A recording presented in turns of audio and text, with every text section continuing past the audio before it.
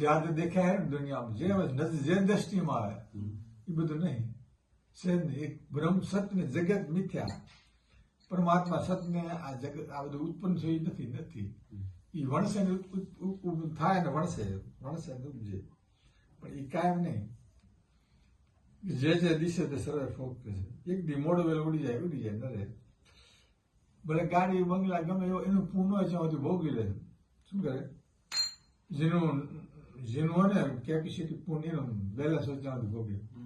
એનું એ સમય પર થઈ જાય કે મન ધાતા ને પછી ચલાટાને પાછી પડી. એવા જે આવું ગાડે આ સાત સંપત્તિ ના આવે. સાત મન ધાતા રાજા હતો ને, આ પૃથ્વીનો આખો રાજા હતો. આખી પૃથ્વીને વરી હતી એમાં, આખી પૃથ્વીનો માલિક એની સત્તા હતી. પણ એની ઉંમર થઈ ગઈ એટલે શું થાય? પછી જાતિ ને જાતિ રહે ને પછી જતી રહી પૃથ્વી. સસ્તા સંપત ના આવે સાત એવા કે આવું ગાડે હાથ. એટલે સંપત કોઈ સાથ આવે નહીં. જે કે પૂર્ણ દાન નીતિ ધર્મ દયા જીવ દયા બધું પાડ્યું એને આગળ આડું આવે. ભગવાન નામ એને આગળ આડું આવે છે. આગળ આડું આવે એટલે એને ગમે ત્યાં ફરતો હોય ભગવાનનું નામ લીધું પૂર્ણ એને ભેગું રહે. ભેગું એટલે ગમે જતો હોય, બસ જતો હોય, ગમે ત્યાં ઉભો હોય, ગમે ત્યાં હોય ને રાતે ગમે ત્યાં એ ભેગું ને ભેગું રહે 24 કલાક. અને રૂપિયા બાળી છોકરા કુટુંબ કબીલો જાત એ કોઈ આપણે ભેગું હાલતું નહીં. એ કોઈ મદદ ન કરે. મદદ કોણ કરે? આપણું આ કર્મ કરે, પૂર્ણ કરે. સંકટ સમયમાં કોણ બચાવે? પૂર્ણ બચાવે ભગવાન. એટલે પૂર્ણ કરે તો ભગવાન બચાવે.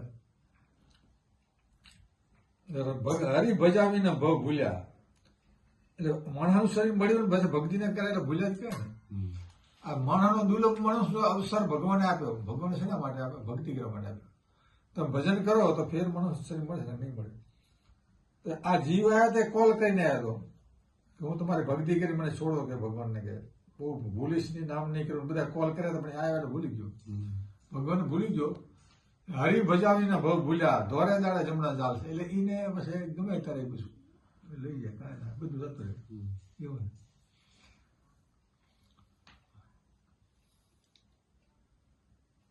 આવું છે. બીજું ચર્ચા કેટલી બધા કર્યા વગર ભક્તિ કર્યા વગર કઈ સાથે વાત કાંઈ નહીં થાય. વાતે વળે થાય ને.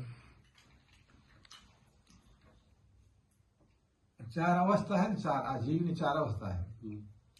અત્યારે જાગ્રત અવસ્થામાં બેઠા છે અને પછી હુઈ જાય તો સપન અવસ્થા આવે. સપના જો સપના એટલે પોતે જ રચના કરે, પોતે જીવરો એ બધું ઉત્પન્ન કરે, એમાં બધે ફરેલો. એ જીવ જાતો નહીં અંદર, ખોરી આપણા અંદરની જ કરે.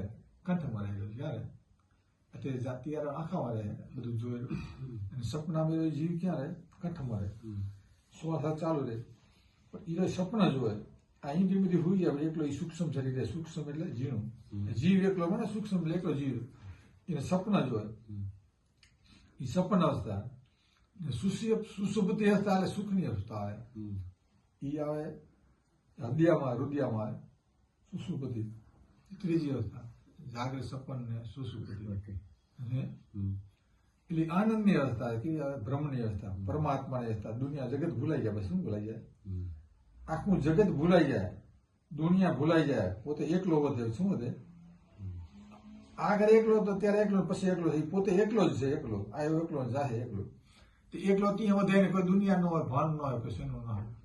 પોતે મેન મસ્તીમાં હોતો એ આનંદમાં. આનંદની અવસ્થા ગમે એટલે એના માટે દેવનું કરજ બધાથી બધું ભૂલી જતો. કોઈ ન હોય એને એક ચિંતા ફિકર કશું નહીં. જાગે એટલે બધું બધા આવે. જાગે ને એટલે બધું યાદ આવે ને વરે ટેસ્ટમાં થઈ જાય. અને ચોથી અવસ્થા છે એ તુર્યાવસ્થા. જાગૃત સપન સુસ્પન તુર્યા ચોથી એટલે એ ભજનની અવસ્થા, ધ્યાનની. એટલે શરીરને બાદ કરી નાખે બધું. એકલો બધું જીવ એકલો આત્મા રહે. એ બ્રહ્મરંધમાં રહે. એમાં ધ્યાન લગાવે એટલે પછી એને પોતાનો તમે કહે લીલા દેખાય. એ જોયા પછી બધું પોતાનું જે કાંઈ જેની કર્મને પણ સાતું એમાં લે થઈ જાય. એમાં મસ્તીમાં રહે. એટલે 4 અવસ્થાઓ આવે. 4 મુદ્રાઓ હોય. જાગૃત સપન સુષુપ્ના, ખેચરી ભૂચરી ચાચરી અગોચરી ઉન્મણી. એટલે 4 મુદ્રાઓ છે. આપણે જ્ઞાનમાં આપણું સાધુ આપણે શીખી 4 મુદ્રા સાંભળવાનો, જોવાનો અને ખેચરી જીભનું આવે. બીજો આ નાકનો શ્વાસ લેવાનો, ચાર મુદ્દાનો 5, એ ચારને ઊંડમુની ઉપર લઈ જાય. એટલે એ સાચો સિદ્ધ કહેવાય. પછી એને સિદ્ધ કહે. આને ચારને ઊંડમુની લઈ જાય, ઊંડમુની પ્રગટ કરવી પડે. એટલે ઊંડમુની જાય એટલે એને તમે કહો ને લીલે દેખે પલ પલ દર્શન થાય, આ બધું ત્યાં થાય. 5મી જાય છે. ચારામાં તો રસ્તો હોય. ચારામાં શું છે? ચારામાં નાદ થાય, પ્રકાશ થાય, આ થાય, તે થાય, બધું થાય. પણ ઊંડમુની જાય એટલે એ સાચો સિદ્ધ કહેવાય. નહીં કીધું રવિ સાહેબ કીધું 4 મુદ્રાનું જ્ઞાન. કબીર સાહેબે કીધું, આ બધા સાધુને આપ્યું. આપણા સાધુ અત્યારે એ જ આપે છે. 5મી કોઈ આપતા નહીં, 3, 4 ના જ સાધન છે. આ બધા આપે ને 4 ના જ આપે. જોવાનું, શું કરવાનું. 5મું પદ પરમાત્મા સદા સદોદિક સહી. એ કેવામાં ના આવે, એ ધણવામાં આવે નહીં.